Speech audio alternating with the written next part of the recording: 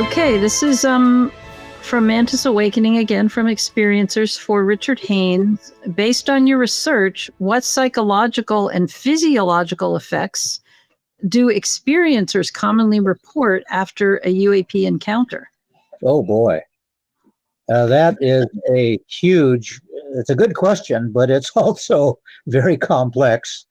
And it would take, I think, a long time to explore all of them, but let me just kind of summarize. I think that the average person who isn't preconditioned to have a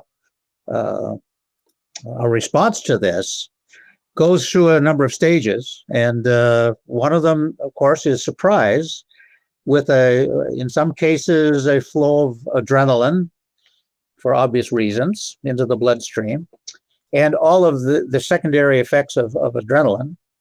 But after a certain amount of time, if there's enough time there exposed to the phenomenon, let's say for minutes or more than like a half hour, which sometimes happens, the mental process goes from surprise to perhaps excitement or more curiosity.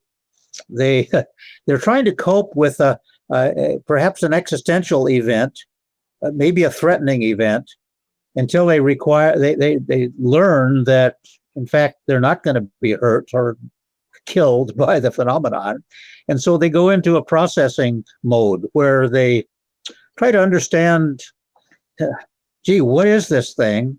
And does it want to communicate? And if it does, how am I going to do that? Should I run away? They go through a series of kind of logical responses, if you will, which are very self-oriented. They have to do with self-protection, which makes very good sense. As far as I'm concerned, that I do the same thing. After that phase, I think another phase would be much more intellectual or philosophical, and ask some really deep questions about, gee, is there life in the universe, and that sort of thing. But that's gone beyond self-protection. That's now into a much more cranial end of things, academic end, let's call it. So I guess in a quick summary, that would be the stages that I would see happening